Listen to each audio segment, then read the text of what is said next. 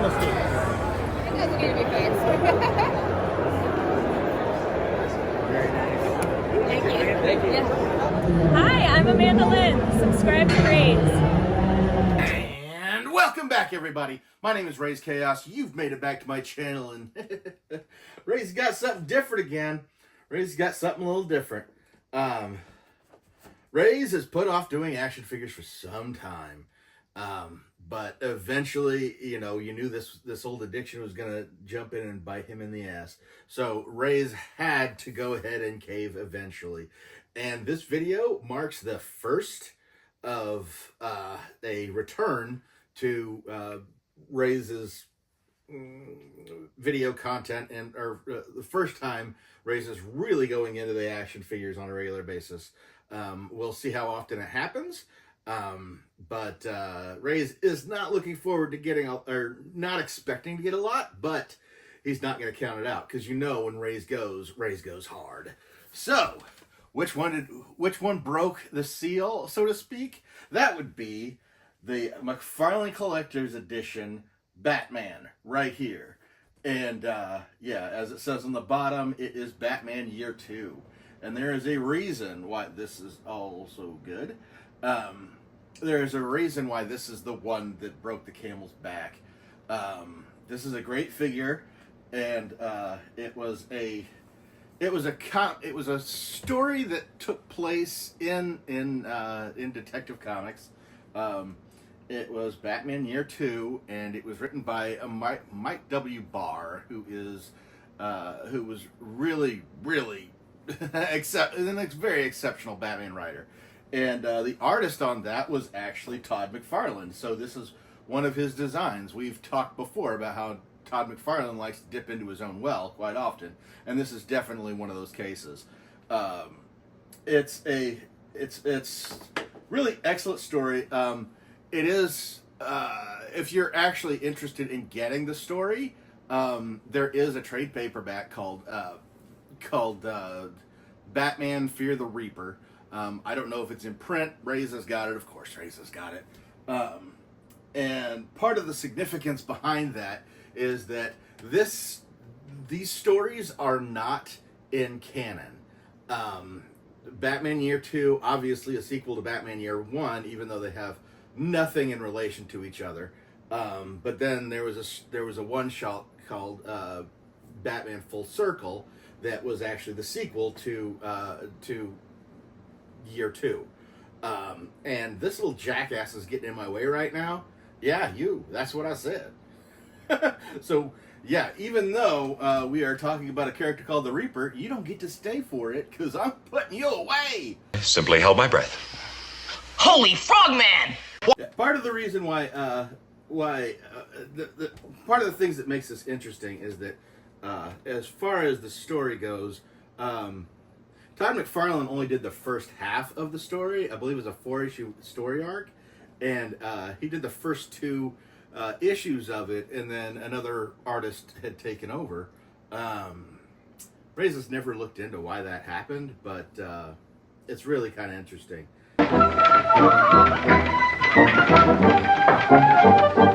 But the second one had a completely different creative team, but it is out of continuity. Like, they decided this wasn't part of Batman. This isn't Batman's real Year 2. But the fun part about it is they go back in to that universe, and it's weird because you can actually feel the difference. Because Full Circle is a direct sequel, and you really get the feeling of it. This story was Batman Year 2 it was the basis of in the Batman animated series, when they put out the Batman the Mask of the Phantasm. That was very much the exact same story. They used it as a blueprint. They clung to it pretty well. The only difference is the Phantasm was something new. Nobody knew anything about it. The Reaper, however, was somebody that in flashback scenes since, they have hinted at the Reaper was somebody who was already in existence when Alan Scott Green Lantern had come into being. So he had been a vigilante in Gotham for a long time. And of course, they tie it together with this is somebody that that the Golden Age Green Lantern had fought, and in this case, years have passed. He's old, but like his return is absolutely terrifying because I believe they hint that Green Lantern couldn't even stop him, which is saying something considering Green Lantern had a freaking power ring and was never able to bring this character to justice. Aside from some background shots, the Reaper really hasn't been used. There is a newer version of him after the New 52 and all that fun stuff, but it has nothing to do with the original and how that worked. It was a very limited run. Part of the reason why the Reaper is so freaking cool is simply because they didn't use him very much. There's still a lot of mystery behind that, even though, you know, you read year 2, you get the full, you basically know everything about what the Reaper, who he was, why he did what he did. And, yeah, that's his whole thing. So bringing him back there was never really much point to him. You know, there wasn't anything else left to reveal. So at best, he's been used as a background character. And yeah, he never flooded the market with him. So yeah, he still has a lot of mystique to him, I guess you'd say. But this story is absolutely, I mean, this is one I think all Batman fans should read. And obviously it was good if they went ahead and adapted it to the Batman animated series in the respect of an entire movie dedicated to the wraparound of this story. Of course, the Joker isn't involved in this story at all, as he was in The Mask of Phantasm. But yeah, like I said, it was the template, but it wasn't the exact same story. But Raze just had to get this figure, and he'll go into more as he opens this thing up, because, yeah, Raze was excited to get this. This was one that, even though Raze wasn't collecting action figures at the time, the minute he saw it, he knew this is one that Raze is going to have to make an exception for. And we're going to see how much damage that has done. So we're going to go ahead and we are going to go ahead and open this up. I know some people might see this as sacrilege, but no, it's up to you if you want to keep your figures in a package. And this isn't one that Raze is going to be able to keep in the package, because it's just such a cool design. This was actually a cover of and pinup of the year 2 stuff, which you see Batman with the side. That's actually the Reapers. And you can clearly see the gun belt on him. What you don't see is his other hand is actually holding a gun. Yeah, this was year 2, so Batman was very, very clearly outmatched. And we're going to go ahead and take this guy out and have a look at him, because of course we are. Yes, Commissioner. Yeah, as cool as it is, it does come with a card, definitely to it. I want to see what this card has to it. Oh yeah, you gotta just tear this open. No chance of keeping this thing in any kind of piece. But yeah, nice little DC base to put the character on. And let's get into this card and this. Oh, it does have something on the back here. And Raze will be reading that. It's kind of dumb because you've got the artwork on here, which is the same that's on the back of the figure, and then it's upside down. Or no, it's the right side up. Never mind. Yeah, Raze talking out of his ass. When does he? Okay. The back of the card, it says, Batman Year 2. With only a year's experience as Gotham City's new protector, Batman must now confront a nightmare of the past. A distorted reflection of himself called the Reaper, who hunted Gotham's criminals in a generation earlier. His methods were harsh and cruel and violent in the extreme. Now, just as a new breed of criminal is rising, the Reaper has returned to deal his savage brand of justice. And the only way for the Batman to stop this death-dealing vigilante is to forge an alliance with the man who destroyed his life, his own parents' murderer. But can the Dark Knight stand to confront the secret of their deaths, or will the Reaper's revelations finally cost him his sanity? And that is a big story point in here that in order to get his contact to the inside actually turns out to be Joe Chill. That's a big reason why this story was taken out of continuity, because for depending on which continuity of Batman you're reading, in some cases he doesn't know who the person that basically the Wayne's murder is unsolved, and Batman does not know who actually is the person who killed his parents, and it was just chalked up to street crime. And then in some case it was Joe Chill. In this situation, yes, Batman gets to confront the man who killed his parents. They've revisited that story in a couple different continuities. In some cases, Joe Chill is just street crime. He's just a mugger. He's just a guy that was out there. In other cases, he's like a hired assassin to a crime boss, and that Batman follows the trail and knocks down a crime boss that was eventually led up to, and there was some hints that the Untold Legend of the Batman has a long story of Batman confronting his parents' killer. Again, that's one of those things where Joe Chill always shows up, but this is the only time that Batman ever teamed up with Joe Chill. So we're gonna go ahead and get this guy more or less out of here. Your glasses! Remember, never hit a man with glasses. And here's the figure itself. This is too cool. It's got the classic Todd McFarlane cape going on here. You can really pose Batman in multiple different ways. You've got his open hand being part of this. Not 100% sure if the gun actually fits. Yes, it does fit in his hand.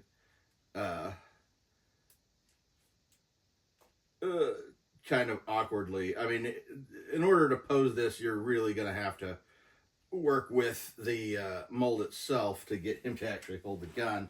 But one of the beautiful things about Todd McFarlane and the way he does his action figures is that, yes, this is a fully posable. I mean, you've got the head on a swivel. It turns.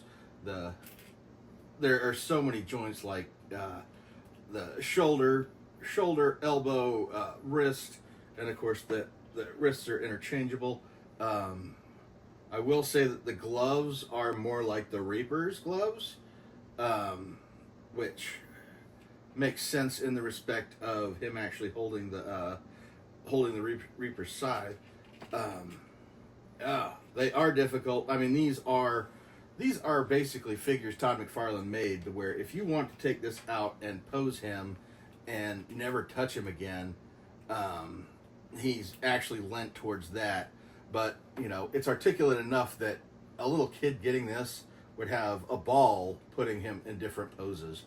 And that's what we love about Todd McFarlane and his figures. You can really go to town, get some dynamic poses going on there. Raze doesn't have a dynamic pose because he's not really working towards it. And like I said, there are two gloves, and you read the story, you get the texture of the gloves a little bit more. There's a reason why they kind of did that. That makes a little bit more sense, and that leads to the Reaper's scythe, which holds in his hand. But this actually isn't just an item that Batman is holding. This would be the spiked part of this is something that Batman would actually put his hand in. He would hold it from within there, so it would just completely cover his hand. And there's also a slot in there that opens to facilitate a gun. So the gun would actually be in the scythe, and that's what the Reaper used to use to help mete out his justice. You either got the hook or you got the gunshot. Either way, you weren't going to bed happy. That's for damn sure. But yeah, this is really Raze's only complaint about this, is that it wasn't something that I feel like one of the hands should have been replaced, and this should have been something that popped on in lieu of a hand, as far as the figure itself goes.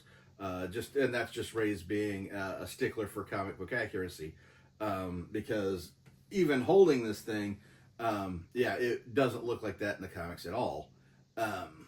But the other big deal with this is that, yes, Batman comes with this gun, and this gun is very significant because the minute Batman realizes not only does he have to team up with Joe Chill, but they give you a little insight that during the crime scene investigation, the young Bruce Wayne actually hid and stole the gun that was used to kill his parents.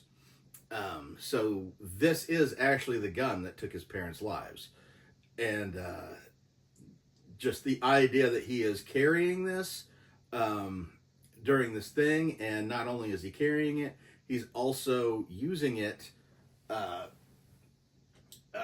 along with the man who actually used it on his parents. So it lends a lot of gravitas to the story, where not only is Batman working with the man who killed his parents, but he's also working with the gun that killed his parents.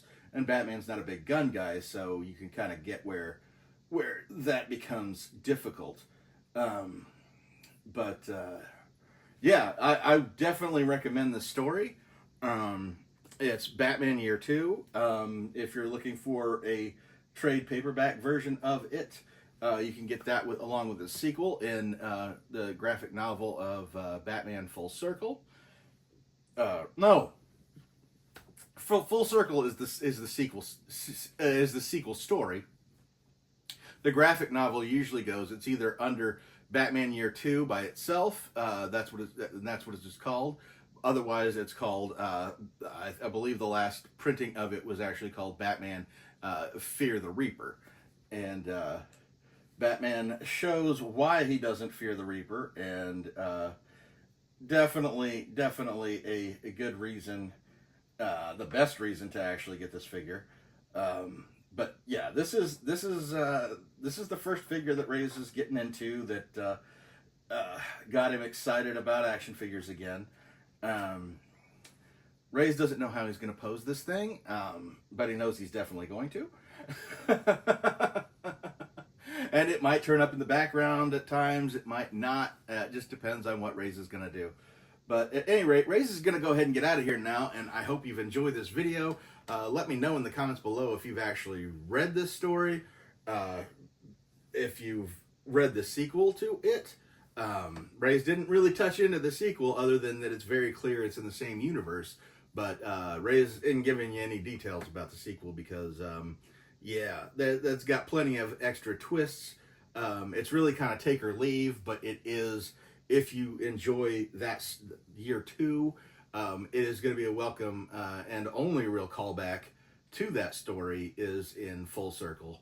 And it's a great little take it out of continuity story. It has nothing to do with actual canon at this point, but it was a marvelous addition to the Batman lore when it was part of canon.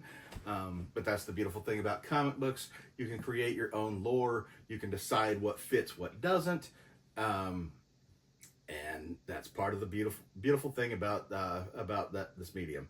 So Raze is gonna go ahead and let you go now. I believe he's already said that. But give me a like on this video if you've enjoyed it. If you've enjoyed the little dive back into that story. Yeah, this was just one that Raze really needed to do and really needed to get out there. I hope Todd McFarlane does more of these. I know he does, but like he doesn't usually hit on stories that Raze really loves to talk about like he does with Year 2. Do I care that it's not part of canon? No. Batman stories are Batman stories. You can read stuff, you can include it in your own mythos, or you can just leave it, enjoy it for what it is, and move on. But yeah, the Raze is gonna go ahead, let you go.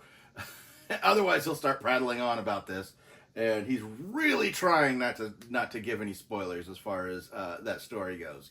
So he's gonna get out of here before he busts. I hope you have a great day, and never forget that life is full of odd moments. You never know when you're gonna be defined.